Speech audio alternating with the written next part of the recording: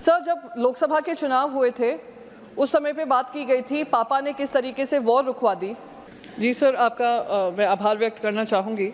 सबसे पहले तो मैं श्रेया यादव जी, तानिया सोनी जी और निविन दालविन जी के परिवार को अपनी संवेदनाएं व्यक्त करना चाहूँगी। जो उनके साथ हुआ, मैं उम्मीद करती हूँ आने वाले समय में किसी बच्चे के साथ ना हो, और वो बच्चा जो एक अपॉर्चुनिटी को ढूंढते हुए आता है उसके साथ तो कतई ना हो। सर, मैंने जब ये अखबार आज पढ़ रही थी, उसी फ्रंट पेज पे 22 साल के युवा हैं हरियाणा के रवि माउन, उनके बारे में भी पढ़ा। वो फ्रंट पेज पे ही है इसी अखबार के, जिनकी मौत हो गई रशिया के वॉर में लड़ाई लड़ते लड़ते। 22 साल के वो भी युवा हैं, वो भी अपॉर्चुनिटी, एक लैक ऑफ अपॉर्चुनिटी जो देश में हो रही है, जिसके चलते एक युवा को मजबूर होना पड़ रहा है कि रशिया यूक्रेन वॉर में भागीदारी लें और वहाँ पे अपनी जान गंवा बैठे हैं। हरियाणा के हैं, पूर्व मुख्यमंत्री यहाँ पे बैठे हैं। उम्मीद थी कि हम सब उस पर भी चर्चा करेंगे कि जब हम 267 लाते हैं नीट पे, 24 लाख जो बच्चे हैं उनके जो फ्यूचर हैं उनके बारे में उस पर भी चर्चा करें। पर अच्छी शुरुआत है, मैं उम्मीद करती हूँ आने वाले समय में हम वो चर्चा करेंगे।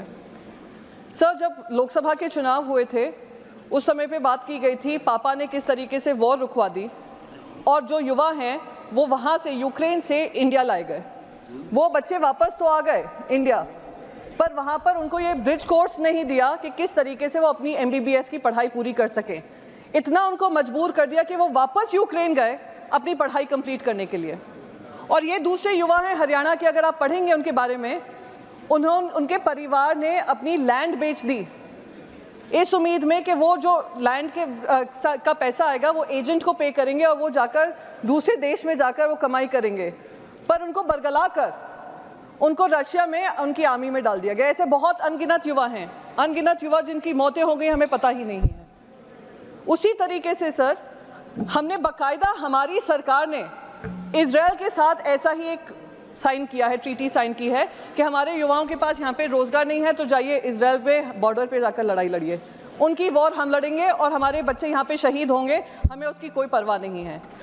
इसका रूट कॉज एक ही है सर, 9.2% अनएम्प्लॉयमेंट। जो युवा उम्मीद करता है कि उनको आर्मी में भर्ती मिलेगी, उनको अग्निवीर दे दिया जाता है।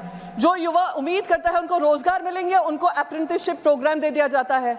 तो अगर युवाओं के बारे में व्यापक चर्चा करनी है तो इस इकोसिस्टम को खत्म करने की ज़रूरत है, जहां पे सरकारें हों, सरकारी नुमाइंदे हों, और साथ ही साथ ये कोचिंग सेंटर से लेकर ये पूरा इकोसिस्टम जो हमारे युवाओं के सपनों को तार-तार कर रहा है, चूर कर रहा है, उस पर किसी तरीके का संज्ञान लिया जाए और सख्त से सख्त कार्रवाई हो। ये ना हो कि 10 लोगों को आपने जेल में डाल दिया, 3 महीने बाद बेल दे दी और फिर वर्क एज यूजुअल चल रहा है।